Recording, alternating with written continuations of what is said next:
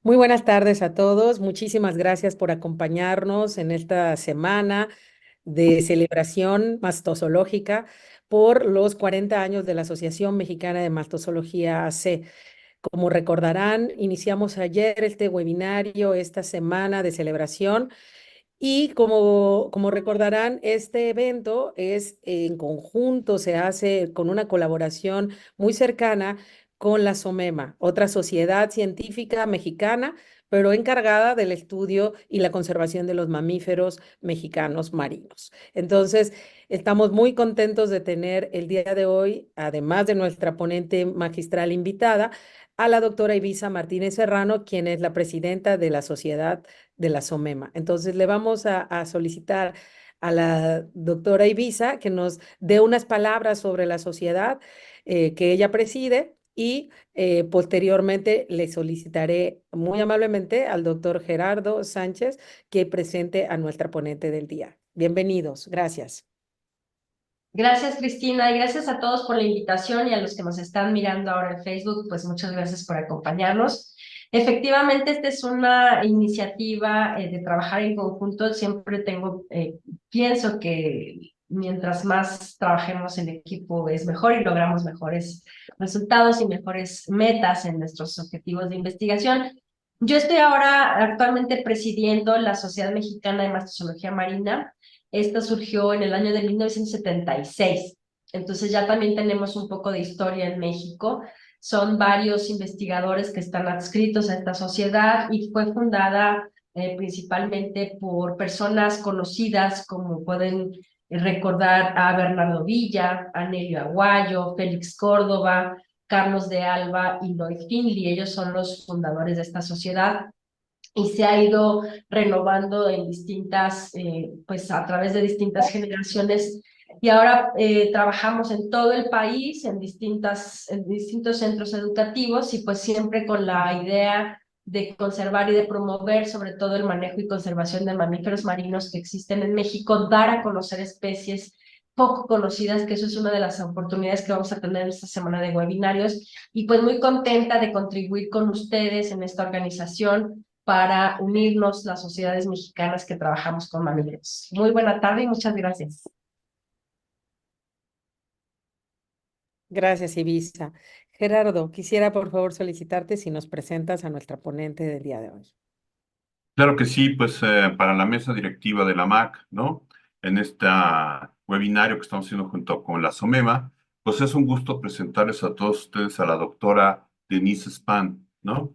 Ella estudió su licenciatura en la Universidad de Leeds en Inglaterra, tiene una maestría en conservación de primates por la Universidad de Oxford y su doctorado es en el Instituto de Neuroetología de la Universidad Veracruzana.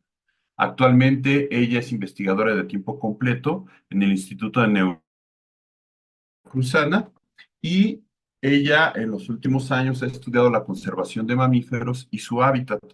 Se interesa en conocer cómo los animales se enfrentan cambios antropogénicos, naturales y climáticos en su hábitat y cómo están colonizando y sobreviviendo en o cerca de las ciudades. Su investigación se ha enfocado en cómo los monos arañas en el sur de México enfrentan cambios en su hábitat y cómo podemos mejorar las metodologías usadas para los censos de primates mediante la incorporación de nuevas tecnologías. Para contestar esas preguntas, usa una amplia variedad de metodologías y tecnologías, incluyendo observación de comportamiento, transectos en línea, censos con drones, parcelas de vegetación, transectos de fenología, entrevistas, entre otros. El objetivo final de su investigación es compartir con los tomadores de decisión relacionados a la conservación de fauna y fauna la información necesaria para tomar decisiones lo más informadas posible, ¿no? Entonces, un gusto, los dejo con ustedes, con la doctora Span, ¿no? Y pues muchísimas gracias. Gracias, Muchas Denise. gracias. Qué gusto estar aquí y muchísimas gracias por la invitación. De verdad, estoy muy emocionada.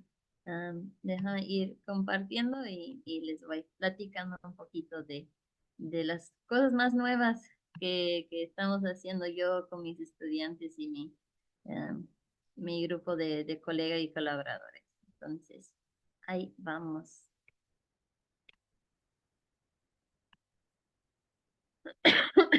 Como pueden escuchar, tengo un poquito de acento. Soy de Países Bajos, mejor conocido como Holanda. Entonces, si digo algo muy raro o algo muy mal, por favor, interrúmpenme para que lo pueda mejorar. Pero ahora estoy justo en Países Bajos, está más de la medianoche, entonces estoy combatiendo la cansancio, pero ahí vamos, porque con esos temas uno se despierte y espero que les va a interesar también. Voy a estar hablando sobre coexistencia de monos y humanos en el sur de México, mayormente en la península de Yucatán, pero también vamos a topar un poquito con Chiapas en este viaje de qué monos estamos conviviendo, coexistiendo y qué significa eso, y cómo lo estamos investigando en nuestro grupo de investigación. Pues como tal vez saben, ya más de 1 millón de especies de flora y fauna están en peligro de extinción actualmente. Entonces, mayormente eso es debido a una enorme pérdida de hábitat a nivel global en diferentes áreas, pero para diferentes especies las amenazas varían bastante, ¿no? Desde cacería, entre otros.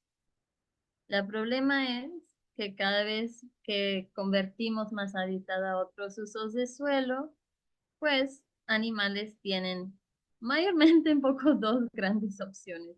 Uno es sobrevivir en alguna manera posible y la otra es extinguir. Eso no es tanto una elección, pero más bien un resultado de muchos procesos. En las ciudades, en particular, hay especies que pueden adaptarse muy bien, ajustar su comportamiento, cambiar tal vez lo que comen, la cantidad de espacio que necesitan, los recursos que usan, para aprovechar los nuevos recursos que den. Tal vez comida dado por parte de humanos, tal vez basureros. Entonces hay especies como por ejemplo las palomas, que vemos casi exclusivamente o muchísimo en las ciudades, pero hay otras especies que evitan o no acercan casi nada, tal vez es muy escaso que los vamos a ver porque la ciudad no ofrece los recursos necesarios o simplemente se enfrentan demasiados peligros ahí. Entonces, si pensamos en las ciudades, pensamos tal vez en algunos animales emblemáticos en los últimos años que hemos visto en noticias. Seguramente han visto videos de osos o nadando en piscinas de gente en su jardín en Estados Unidos. Hay el famoso puma que estaba cruzando varias veces las grandes carreteras de Los Ángeles y hay fotos caminando enfrente del Hollywood sign de la misma zona. Hay muchos aves que hacen nidos en ciudades, en diferentes estructuras que provienen ahí. Y más vemos también especies como los coyotes, tal cual en Estados Unidos, como más reciente también en Jalapa, donde estamos basados o donde está la Universidad Veracruzana. Animales están ocupando nuevos espacios, están compartiendo esos espacios que en muchas maneras pensamos más que son de humanos, ¿no? Las ciudades tal cual. Entonces eso llegó a crecer un enorme campo de estudio que se llama ecología urbana.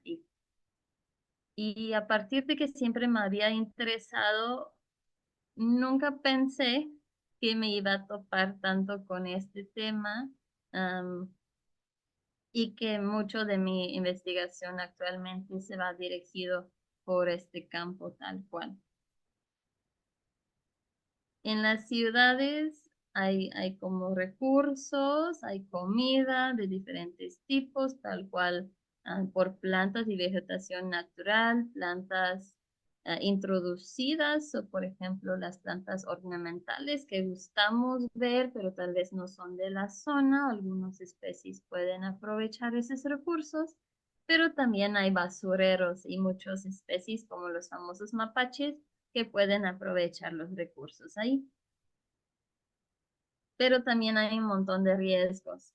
El simplemente hecho de que hay muchas calles y carreteras que los animales tienen, especialmente mamíferos terrestres, tendrían que cruzar, les ponen a un gran riesgo de atropello que podría ser fatal o les pueden causar lesiones bastante graves. Y claro, hay muchas otras estructuras peligrosas, por ejemplo, las líneas eléctricas, y todos hemos visto los ardillas casi bailando ahí y uno piensa cómo es posible que pueden caminar sin problemas. Pero muchos cables no están insulados, entonces esos sí pueden ser y formar un peligro bastante real, especialmente en este caso para especies arborícolas. Entonces, tal cual como ardillas, pero también para monos. Y en estas áreas urbanas, los animales que sí logran de tal vez entrar, los animales que sí pueden pasar cierto o todo de su tiempo en esta zona y usarlo como su hábitat, tener y formar parte del sistema y el ecosistema de que es una ciudad, también va a tener una alta probabilidad de interactuar con los humanos que viven ahí.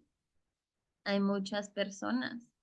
Ciudades tienen diferentes definiciones, pero muchísimos empiezan en los miles de personas por ser considerado una ciudad.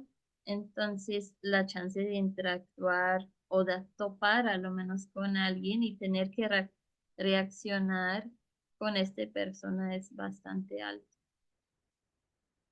Cuando pensamos en monos y primates más generales en las ciudades o primates no humanos, tal vez han visto en tele, en YouTube, en redes, famosos casos de Asia.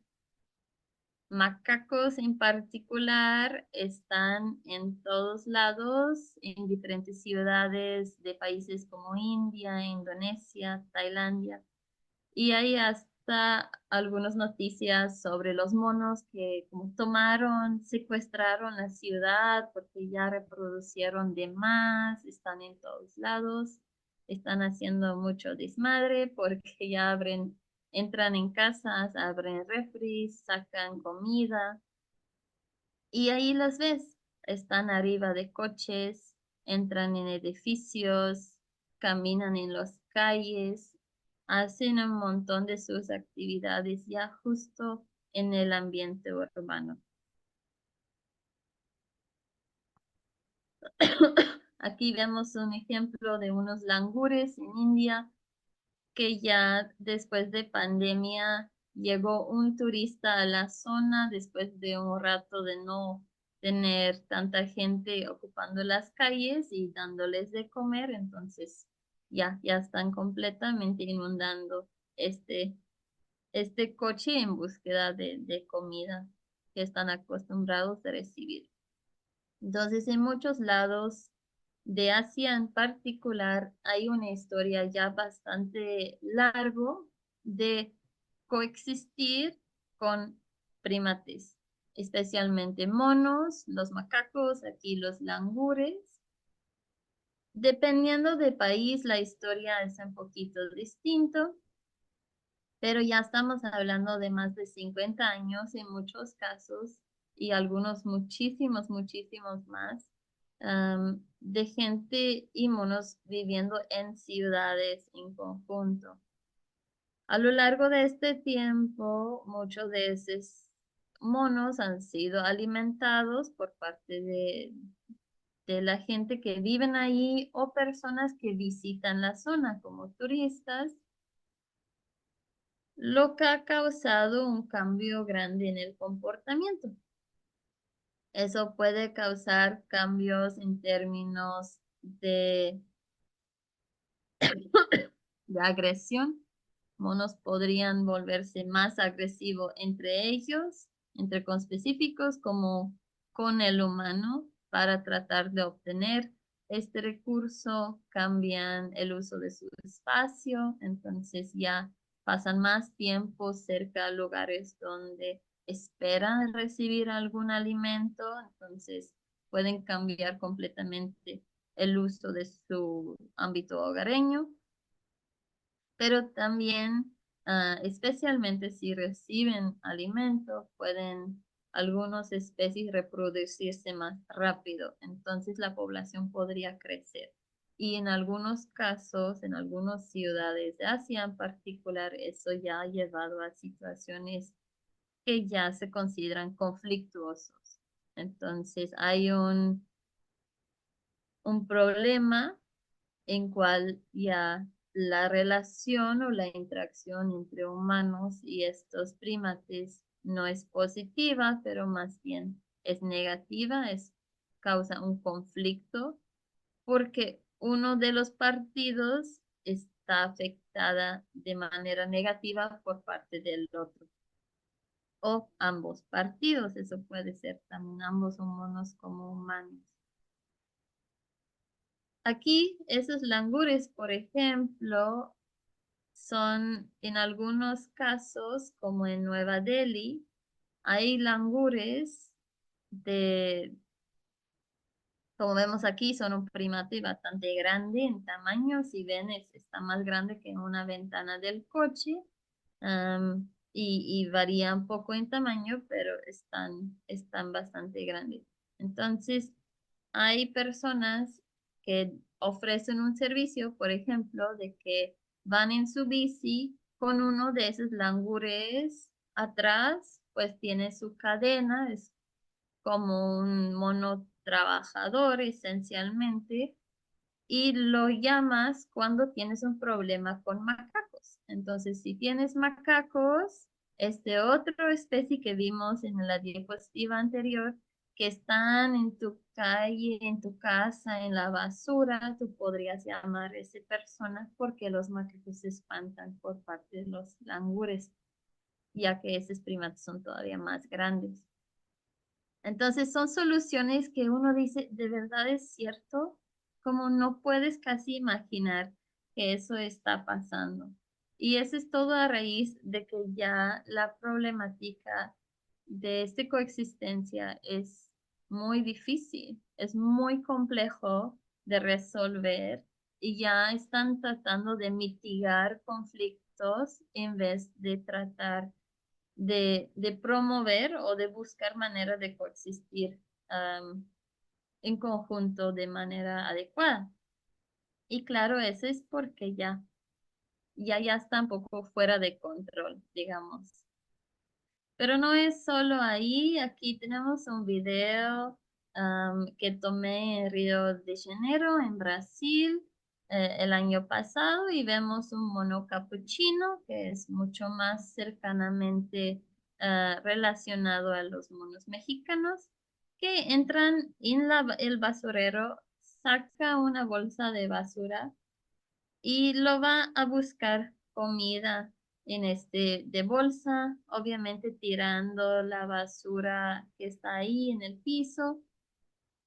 Y puedes imaginar, ¿no? Que esos monos tiran cosas en todos lados, todo va a estar sucio, que gente seguramente no están muy contentos con eso.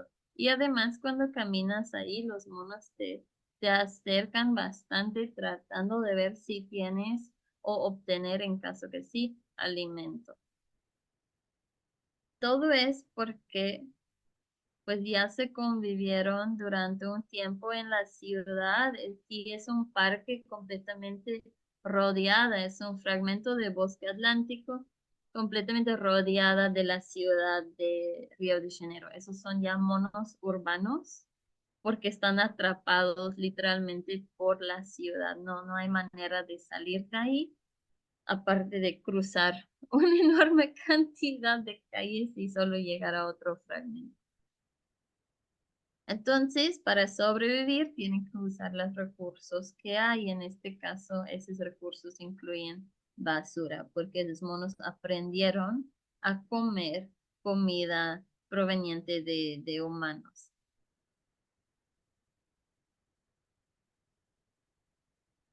Cuando yo llegué a México hace 10 años, ya había pues escuchado de esos problemas, había leído, me interesaba el tema en general, pero yo llegué a estudiar monos araña. Y mono araña en particular son una especie y un género de primates de monos que cualquier cosa que leíste en ese momento te di la impresión de que llega un humano y casi se desaparecen los monos.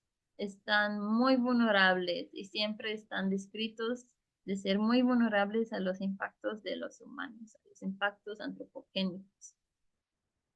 Entonces, en ninguna manera pensé que dentro de 10 años mi investigación iba a enfocar en monos araña urbanos en el sur de México. Aquí vemos las tres especies de monos mexicanos, desde el mono aullador negro al lado izquierda, el mono araña en el centro y el mono aullador de manta al lado derecha.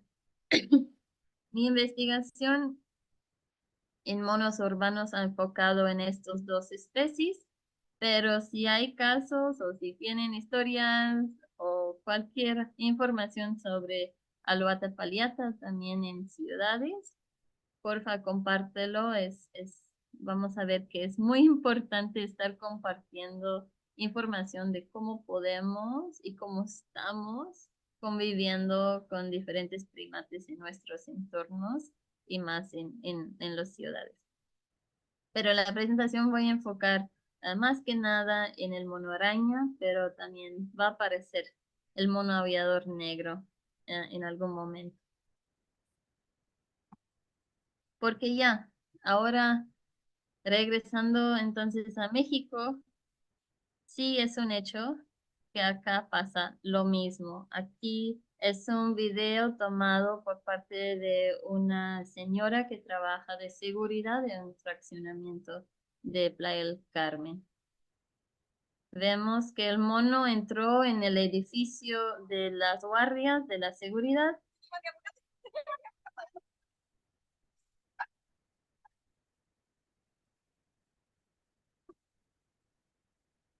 El mono entró, fue a la refri, sacó el aguacate y se salió por la ventana. Si me habías dicho eso hace 10 años, nunca te había creído. Si yo menciono eso a colegas que trabajan en Sudamérica como nos araña, hasta que les muestro el video, no me creen porque es casi imposible pensar que un mono araña va a estar conviviendo con humanos en esta manera. Pero cuando uno empieza a alimentar a animales, ellos aprenden muy rápido si quieren comida y dónde obtenerlo, cuándo obtenerlo, de quién obtenerlo. Y es lo mismo con los monoaraña. Entonces, los monos ya aprendieron porque esta misma señora nos platicamos un día con ella y nos comentó que sí, ella los alimentaba. Entonces, en estos casos, también es el hecho de querer asecar al mono, de querer darles de comer, de verlos tal vez, o puede ser, a veces es, o el pobre mono, no, ya tal vez tiene hambre, por eso anda por acá. Entonces, poco a poco el mono aprende de reconocer ciertas comidas, tal vez les gusta porque son altas en grasas o altas en calorías, y va a llegar a venir de más hasta que reconoce cosas como el refri, que contiene también esos recursos que quiere y lo puede ir a sacar o obtener por su cuenta, que es lo mismo que en muchos casos pasa en países asiáticos con esos famosos macacos, por ejemplo. pero porque ahora sí, y hace 10 años tal vez no era común, o a lo menos no era tan común como ya es hoy en día, porque estamos viendo monos en las ciudades del sur de México. Pues la rápida y fácil explicación es deforestación, extenso y sin parar, por parte de la Riviera Maya y su expansión. Entonces, el turismo en la zona ya ha causado que, como vemos aquí, eso vamos a ver, el ciudad de Playa del Carmen, tal vez han ido de vacacionar allá o lo han pasado o a lo menos lo ha escuchado por seguro. Está justo enfrente de la isla de Cozumel y aquí vemos que en 1985 Playa del Carmen es bastante pequeño y todo alrededor prácticamente es verde. Es bosque o selva más bien en algún estado de regeneración. Estamos hablando desde bosques maduros, pero también bosques que tal vez fueron usados para agricultura relativamente reciente. Entonces puede ser una variedad, pero es hábitat natural para los animales de la zona. Y vamos a ver cómo cambió en los últimos años la ciudad de Playa del Carmen.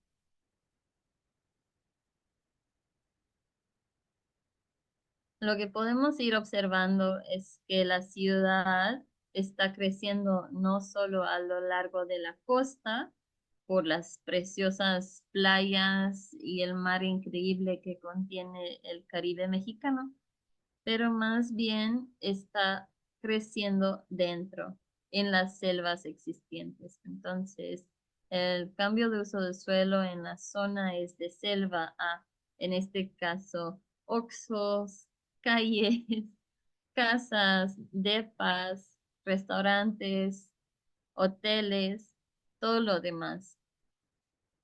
No es solo el turismo tal cual, es el hecho de que un sistema turístico también llega a que gente migran a la zona para vivir, ¿no? Hay oportunidades de empleo, hay trabajo. Entonces, la ciudad de Playa del Carmen, por ejemplo, son muchísimos fraccionamientos de casas. Gente que trabajan en la zona porque es todavía un poco más manejable de precio para vivir que otras ciudades ya están hoy en día. Pero claro, toda esta expansión va a costo del hábitat natural de la zona, las selvas de este área. Además, más recientemente, claro, el otro gran amenaza es proyectos de mega infraestructura. Aquí vemos una foto que ganó el premio de Wildlife Photography of the Year, en cual observamos la línea que forma el inicio de Tren Maya y simplemente podemos ver por los árboles que quedan en el entremedio cuánto hay que deforestar para ese tipo de proyectos o mega infraestructura de ese tipo puede desarrollarse y entonces cuánto hábitat está desaparecido en un lapso de tiempo muy corto, porque ese es algo muy marcado de la zona, que no estamos hablando de lapsos de tiempo muy largo en cual los animales se pueden adaptar y a lo largo de siglos o miles de años. Estamos hablando de un día a otro hay un parche de selva y mañana lo talaron y al tercer día hay un paquete de cemento para los fundamentos de un nuevo tiendita en la esquina, por ejemplo. Entonces los recursos que estaban ayer ya a los 3 días ya no están y los animales tienen que interactuar con esta realidad. Cuando yo vivía en la zona para mi doctorado y para mi postdoc, vi un día que monos araña estaban caminando arriba de mi departamento en Puerto Morelos. Y literalmente en el techo de la depa estaban caminando 4 monos y bajando, porque entre los departamentos estaban unos árboles de zapote y los monos bajaron a comer los frutos de ahí. Y ya se subieron de nuevo y usaron los edificios y los techos de los edificios esencialmente como una ruta arborícola para llegar a esos pocos árboles que se quedaron con frutas.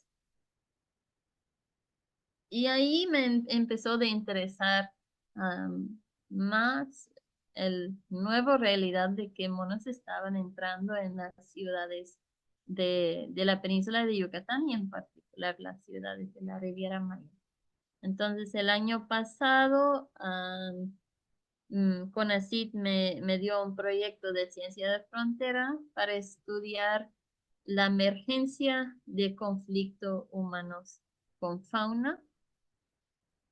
Y la idea de ese proyecto es enfocar en la idea de coexistencia en vez de solo mitigar problemas ya existentes. Entonces, podemos aprender de lo que no funcionó en India, en Indonesia, con macacos altamente inteligentes como los monos mexicanos. Podemos tomar lecciones de ahí y en vez de seguir este camino de que hay un conflicto ya no manejable y hay que hacer cualquier cosa de mitigación que uno puede, pero en vez de eso, desde raíz entender cómo llegamos ahí para evitar de llegar y tal vez hacer algo nuevo en la Riviera Maya. Podemos promover coexistencia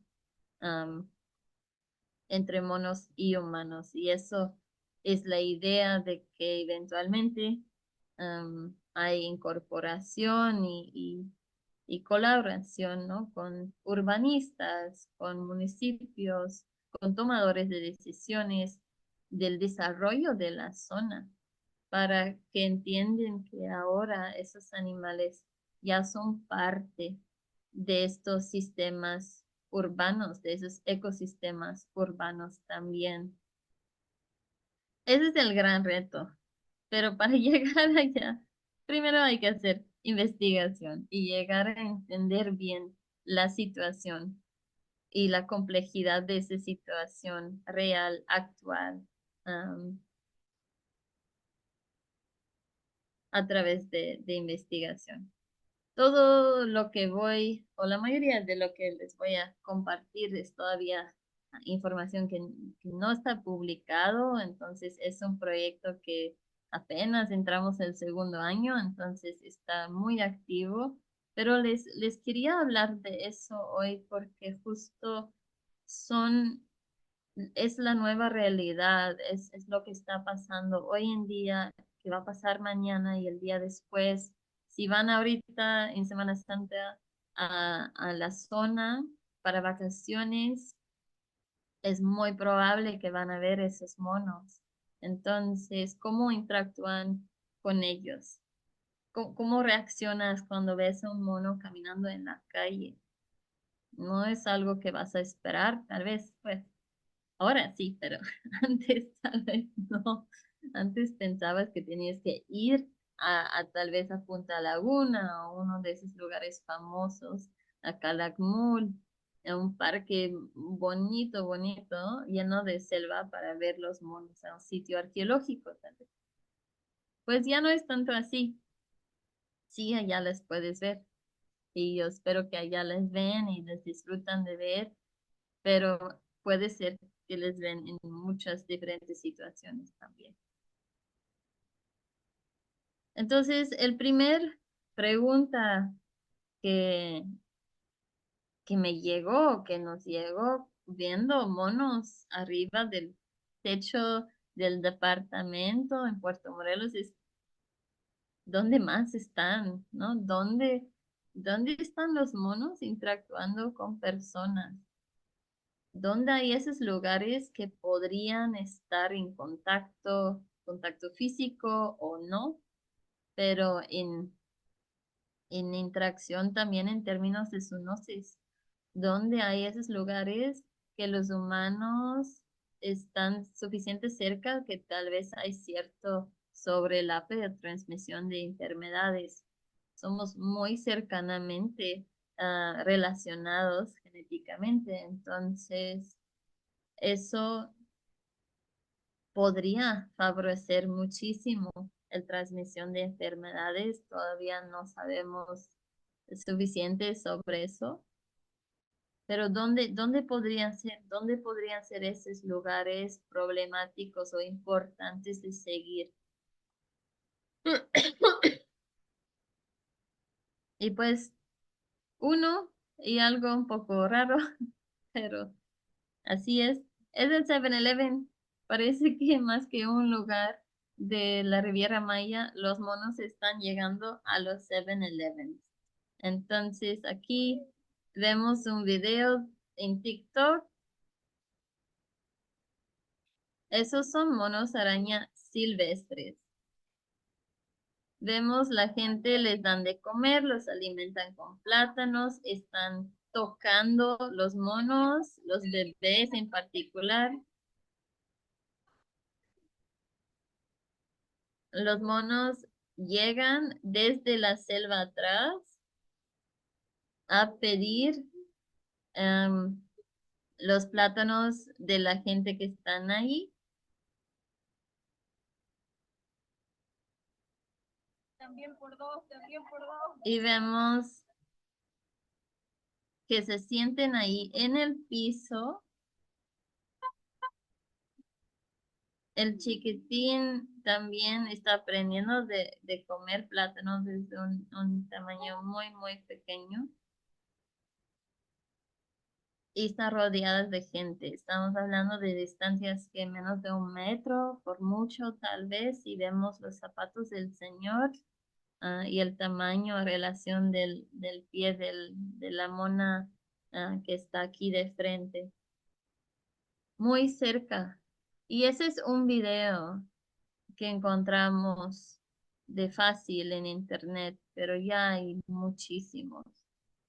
Entonces, eso nos está diciendo de que si hay tantos videos es probable que no es de solo un lugar. Puede ser, pero es improbable.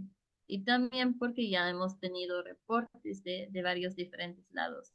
Pero ¿cómo obtienes información de tantos diferentes lugares de interacciones para pensar en qué es la potencialidad de ser un lugar donde conflictos podrían emerger? En ese caso, el conflicto va a emerger si situaciones como vimos, en cual los monos están aprendiendo de comer esos plátanos, están buscándolos, están acercando a la gente para obtenerlos. Ya si la gente no los quieren dar o empiezan a hacer esos juegos de sí, no, te lo ofrezco, no te lo ofrezco, así, pues ya sabemos que esos monos lo pueden subir a una persona, pueden morder a alguien para obtener este recurso, quieren los plátanos o la comida que uno está ofreciendo. Entonces, puede volverse difícil esa situación, complicado y pueden llegar a ser un conflicto. Entonces hay un problema.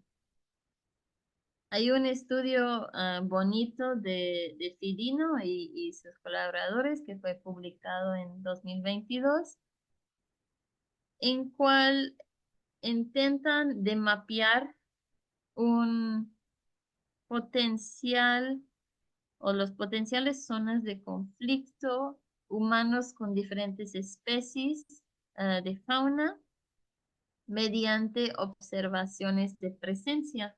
Entonces lo que hicieron es en la imagen A, al lado de izquierda, vemos la probabilidad de presencia de una especie. Eso puede ser a través de, por ejemplo, modelos de ocupación o tú hiciste tus esfuerzo de cámara, camatrampeo, creo que digo muy mal, pero perdón, es medianoche aquí. Pero ya tienes tu probabilidad de presencia. Hay lados, lugares donde es más probable que la especie va a existir que otro. Y también puedes calcular a través de información sociodemográfica, qué es la potencial de conflicto. Eso puede ser basado, por ejemplo, en la distancia a casas, puede ser ideas sobre la tolerancia de la gente para algún animal. Y cuando sobrelapas estos dos, llegas con la opción C, que es el área de probabilidad de conflicto real. Entonces, no solo potencialmente, pero dónde es más probable que hay un conflicto. Entonces, lo hicieron para 3 especies, el coyote, el tlacuache y la... Oh my gosh, ya se me fue completamente el nombre en español. Y peor todavía, me está llegando en holandés, que nunca pensé que me iba a pasar. Pero ahí está la imagencita, ya saben cuál es. El mapache. Ay, el mapache, gracias. Perdón, qué horror. No puse los nombres porque uno no piensa que sea necesario, ¿no? Pero ya aprendí.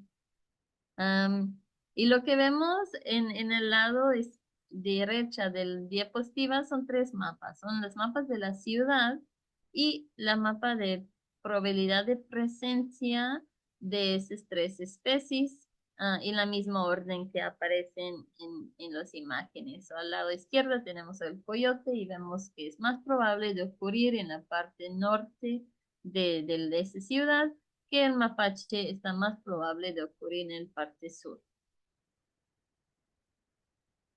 El segundo mapa que vemos ahora, que es prácticamente bastante amarillo para todos los 3 especies, es la potencial de conflicto por especie. Entonces vemos que hay ciertas diferencias, que el coyote prácticamente tendrá un potencial de conflicto en toda la ciudad, pero el mapache todavía tiene más regiones que la probabilidad de conflicto es mucho más bajo. Y cuando se sobrelapan ambos mapas, pues prácticamente lo que vemos es donde, en esos casos, donde ocurre la especie, es donde hay una muy alta probabilidad de que sí hay conflicto en el momento. Entonces, este estudio me gustó, me pareció muy interesante de tratar de mapear lo que está pasando en el momento. Pero ¿cómo consigues esta información? ¿De dónde están necesarias de interacción? ¿Cómo lo podríamos hacer? ¿Cómo llego a saber las presencias? Y eso nos hizo pensar un poco, porque si usamos modelos de distribución de especies, pues muchos puntos de ocurrencia pues fueron colectados hace muchísimo tiempo, muchos y muchos años, en cual si yo uso un punto de 1985 alrededor de Playa del Carmen, vemos que es otra realidad que hoy en día. Entonces no me tal vez va a decir lo que estoy buscando, que ese es un área de interacción o potencial de interacción entre humanos y los monos. Entonces decidimos de explorar el uso de iNaturalist. Son naturalista, es una enorme base de datos de libre acceso y uso en Internet de fotos, en cual gente suben sus fotos y otros apoyan en la identificación de estas especies. Entonces, ¿cuál es? Y hay diferentes grados de incertidumbre o de seguridad de que sí fue bien identificado la especie. Y como vemos aquí, Para el mono araña, al nivel de toda su distribución que va desde el sur de México hasta Panamá, hay, pues, eso lo pegué hoy, entonces hoy hay más de 5,000 observaciones de esta especie en todos los países. La mayoría llegan de México y de Costa Rica. Normalmente usamos tal vez iNaturalist más solo y únicamente para la presencia, el punto de ocurrencia. Ah, sí, aquí estaba la especie porque alguien lo tomó en foto y pues ya es una evidencia de que estaba. Pero a nosotros nos interesaba un poco más también enfocar en el foto tal cual, que podríamos sacar y aprender de él. Porque si queremos saber áreas de interacción, no únicamente quería basarme en dónde estaba el punto, pero también si de verdad están interactuando ahí. Y cuando ves fotos y fotos y fotos de monos en estructuras antropogénicas, hoteles, varedas, hay monos arriba de coches, hay monos caminando en la calle, hay monos en una variedad de estructuras y ambientes antropogénicas muy sorprendentes. Lo usamos como información. Entonces, mi estudiante Natalia Romero, estudiante de licenciatura, estaba revisando todas las fotos de monos araña de la península de Yucatán, de lo cual vemos que la mayoría provienen de Quintana Roo. Y para cada foto, ella no solo tomó sus coordenadas o la información geográfica que provienen del usuario, pero también identificó en qué sustrato estaba el mono, si el ambiente se ve antropogénico o no, a través de literalmente un etograma, una caracterización del hábitat basado únicamente en fotos. Cuando enfocamos solo en fotos de monos araña en áreas antropogénicos y tomando puntos y fotos con una precisión geográfica más moderable, mejor precisión que es 500 metros, entonces más precisos que 500 metros. Hay fotos que tienen precisión de 2 metros o 3 y otros tomamos un máximo de 500 porque hay registros que tienen precisiones de 30 kilómetros. Esos descartamos. Entonces, llegamos a bajar de 1300 y pico fotos a 1053 imágenes. Y estos usamos para hacer unos mapas preliminares. Les digo que son preliminares. Y los quería compartir más para tener una idea. Y estamos todavía afinando y mejorando los mapas. Pero eso es un mapa de calor que se llaman hotspot y lo que estamos buscando es qué áreas hay más agrupaciones de puntos de esas fotos que muestran sin duda que el mono está en un lugar donde tiene un alta potencial de estar interactuando con humanos. Y vemos que la mayoría están en Playa del Carmen. El área rojo es donde hay más acumulación de puntos y es un parte de la ciudad de Playa del Carmen. Vemos que hay otras partes de la ciudad que no están incluidos para nada en el mapa y también partes de Puerto Morelos y otras ciudades como Puerto Aventuras están saliendo en este análisis. Entonces, lo que nos ayuda a lo muy leve es pensar, ok, aquí es donde basado en esta información hay más probabilidad de que hay interacciones humanos-mono, entonces hay más probabilidad que esa situación podría en algún momento volverse a ser un problema, un conflicto tal cual entre humanos y monos. Pero claro, es un tipo de información. iNaturalist tiene un montón de diferentes sesgos. Lo más grande en este caso es que seguramente la mayoría de usuarios o muchos de sus fotos provienen de turistas, de gente que estaban y tal vez toman solo fotos desde su hotel o así. Pero al otro lado, también nos está dando mucha información muy valiosa, porque si estos son lugares que repetitivamente gente están poniendo fotos de monos en situaciones de potencial de interacción, son lugares que también hay que ir, hay que hablar con los dueños, hay que ver, hay que educar, qué podemos hacer que no hay que alimentar los monos y por qué no, qué cambios podría en teoría causar basado en nuestro conocimiento de otras especies. Uf, tengo que conectar porque si no, se me va a morir. Ahí vamos.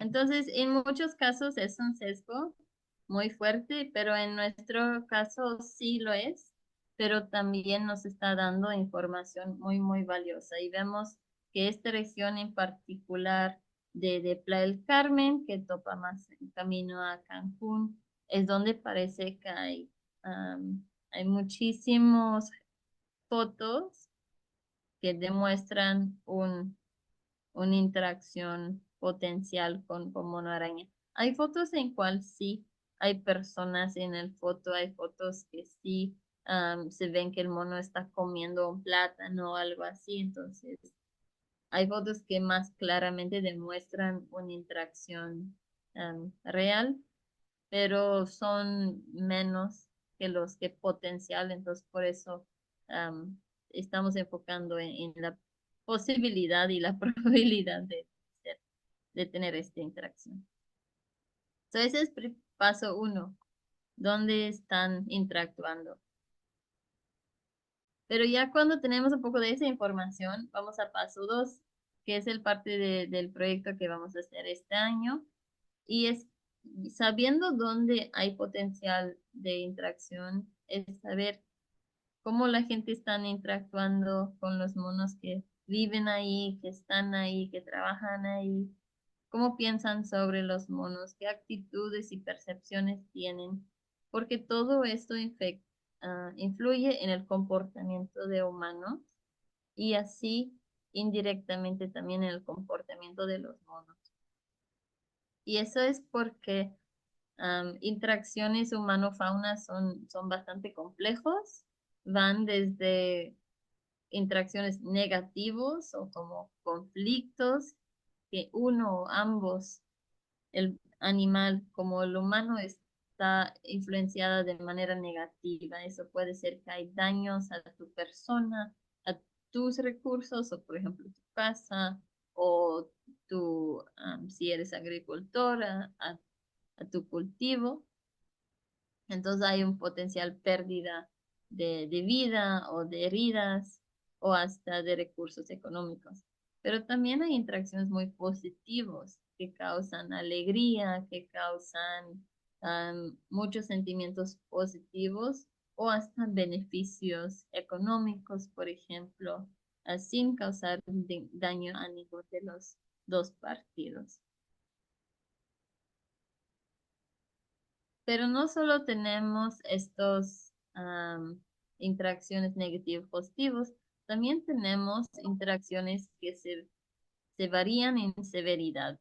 Entonces, digamos, si tú entras o estás caminando en tu hotel y te sube un mono encima y te muerde, esto para ti es un impacto tal vez muy severo y más si tienes una enorme herida o un gasto médico muy grande una enfermedad, lo que sea. Entonces, la severidad del impacto puede cambiar mucho.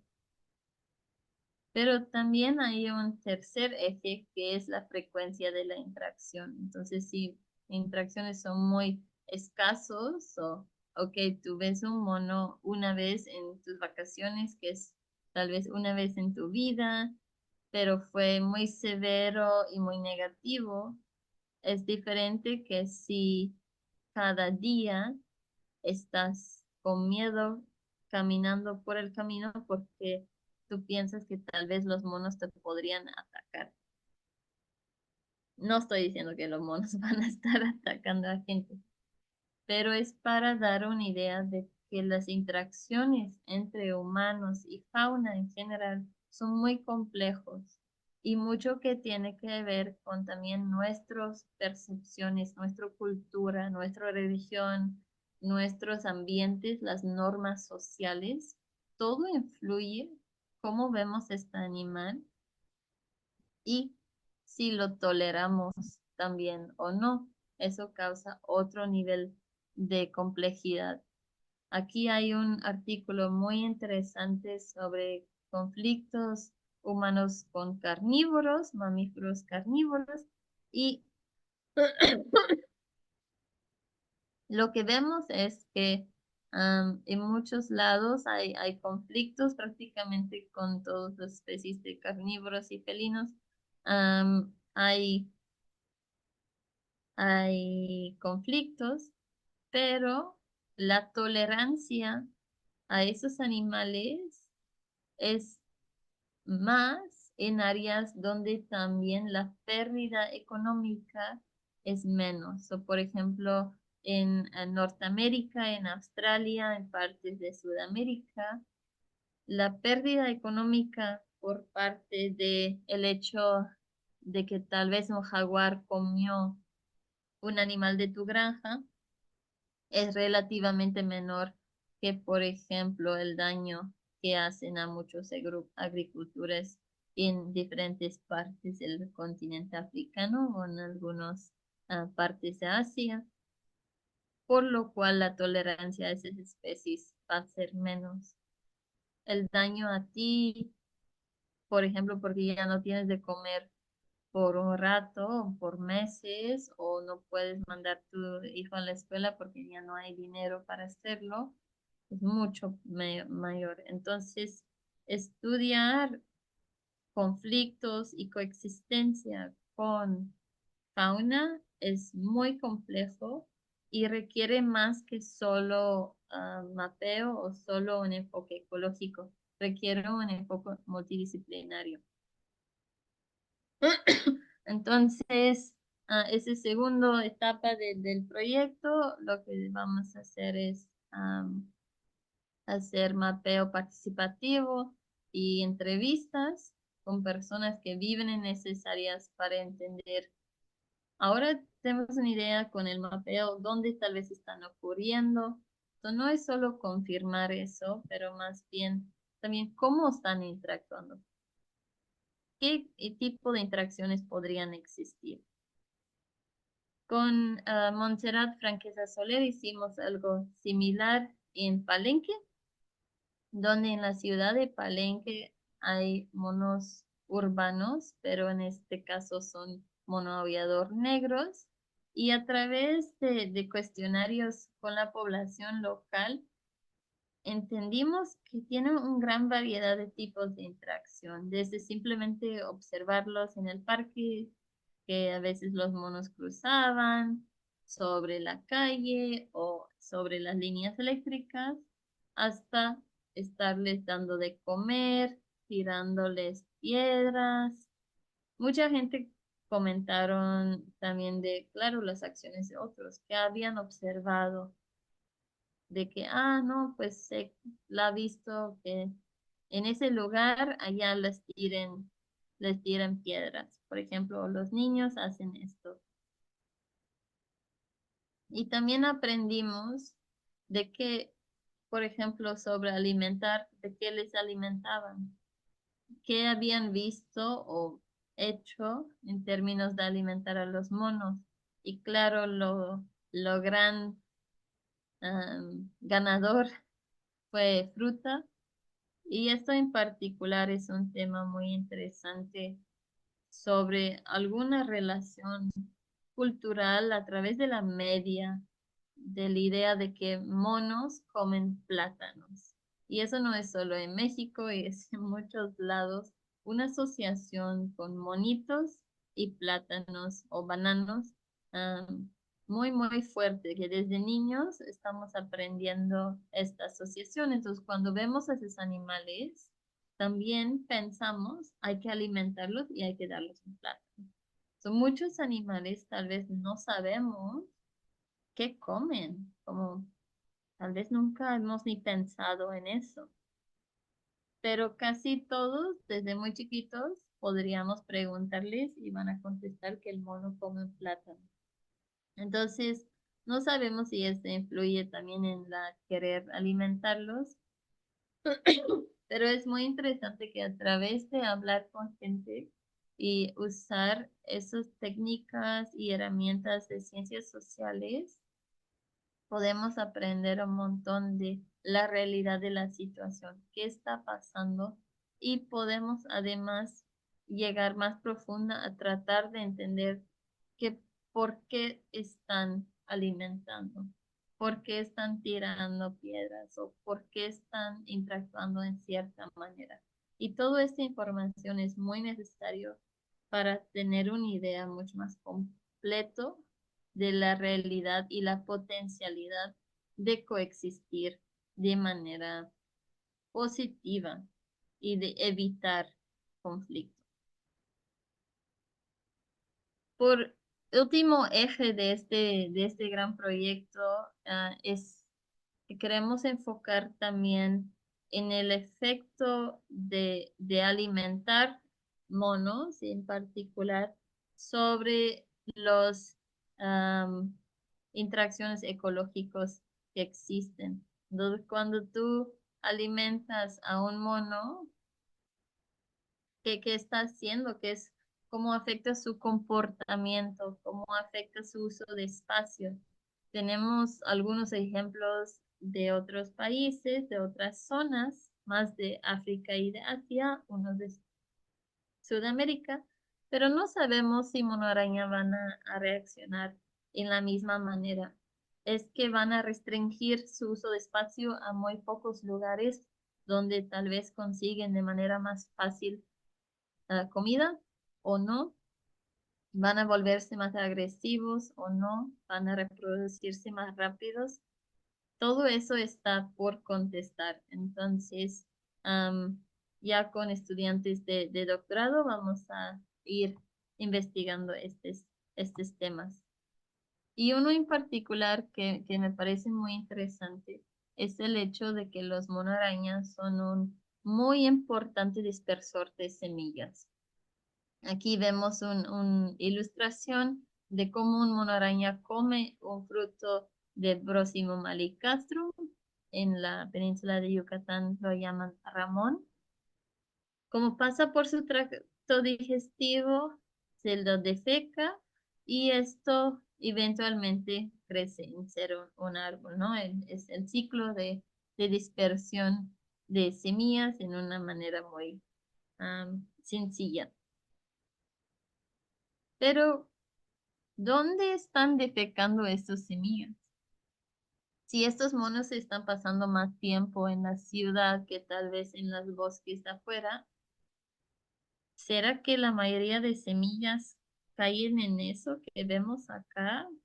Sustratos como concreto, piedras, techos. Entonces, ¿cómo esto de alimentar monos o el hecho de que monos pasan más tiempo en las zonas urbanas, cómo afecta a los bosques y las selvas que les rodean? ¿Van a cambiar en composición? ¿Van a cambiar en estructura? Y eso no va a pasar hoy en día, pero ¿qué es el efecto para las futuras generaciones de monos que ocupan necesarias? ¿Van a tener suficiente comida o no? Entonces, una de las preguntas de que también mi estudiante de doctorado va a estar trabajando en este 2 años ahora que vienen. Y por último, queremos poner a prueba una hipótesis que es el rol de los humanos en el ecosistema. Entonces, hay sistemas en cual los humanos funcionan como depredadores, que eso será el lado izquierda, en cual todos están amenazados por parte de los humanos, todos tratan de evitarlos y eso evitar puede ser cambiar el uso de espacio, puede ser cambiar los horarios de actividad para evitar personas, pero también hay una hipótesis que sugiere que humanos podrían funcionar para algunas especies presa como un escudo en cual tú podrías acercar los humanos porque así los grandes depredadores ya no van a acercar. Entonces disminuye la probabilidad de depredación. Y esto nos me llegó a interesar mucho porque en un sitio de estudio que ya llevamos desde 2017 estudiando el comportamiento de mono araña cerca a la ciudad de Tulum, vemos que cada noche los mono araña duermen al lado de casas. Y eso es muy interesante porque durante un rato seguimos monos siempre en las tardes para ver dónde iban a ir a dormir. Si será que de verdad eligieron de dormir ahí o era que simplemente era más fácil para nosotros encontrarlos al lado de casas y por eso asumimos que ahí estaban. Pero vimos que el 80% de las veces que los seguimos, ellos llegaron a dormir al lado de una casa. Entonces parece que sí hay algo de elección de dormir en esos lados y pensamos que tal vez hay cierta evidencia de eso, hipótesis del escudo humano. Entonces es una de las cosas que queremos seguir investigando y seguir entendiendo si podría estar funcionando así, de que los depredadores se alejan y los monos en este caso se acercan a los humanos para la protección.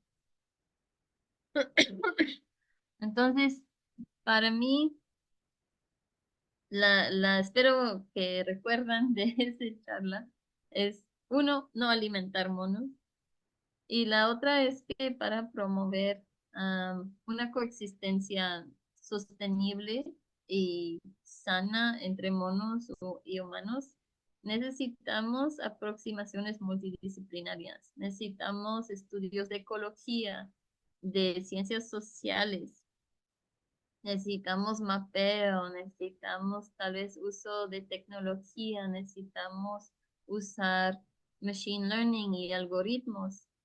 Necesitamos involucrar a todos y no olvidar los tomadores de decisiones, los urbanistas y la gente que también de otros enfoques trabajan en esas áreas urbanas, porque son ecosistemas compartidos. Entonces es un gran reto, pero en eso estamos trabajando.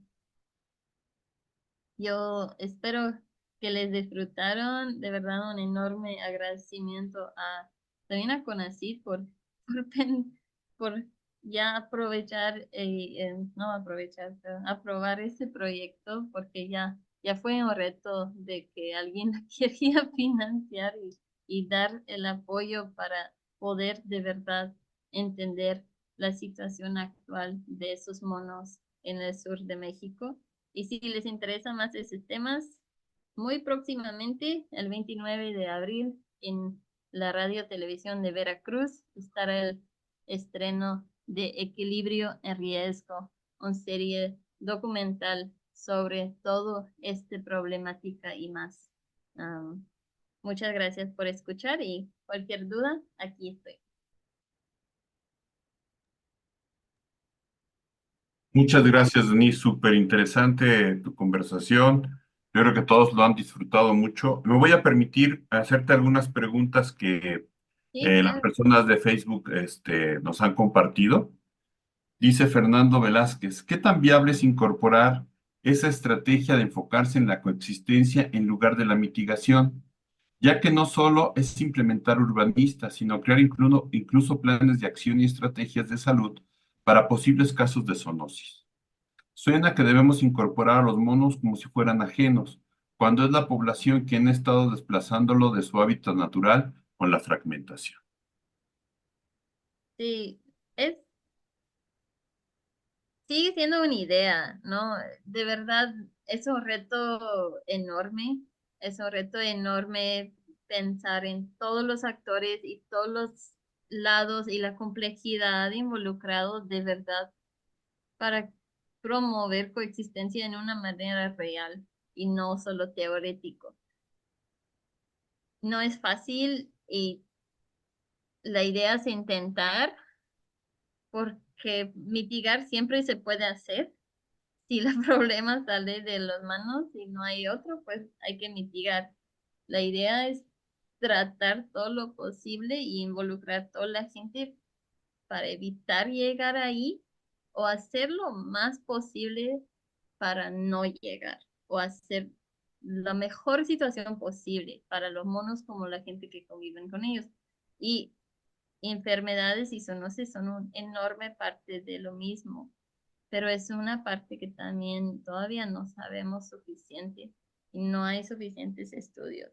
Entonces es otro área, es fuera de mi personal conocimiento y el alcance de este proyecto, pero será fantástico colaborar con personas que sí saben, que sí les interesa y esa es la idea. Coexistir es basado en colaboraciones. Entonces, yo invito a cualquier persona que les interesa que vemos la manera de hacerlo. Muchas gracias, Denise.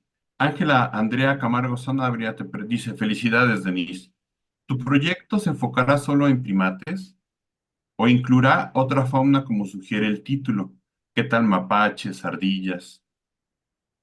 Sí, sí, en gran parte del proyecto que no hablé mucho es de cámara, de uso de cámaras trampa, entonces es mucho más que monos, es menos monos que cualquier otra especie y la idea es justo porque hay un montón de otras especies que conviven en esas mismas zonas, las zonas parte de la ciudad como los que están topando, esos futuros fraccionamientos esencialmente donde va a expandir la ciudad en los próximos años.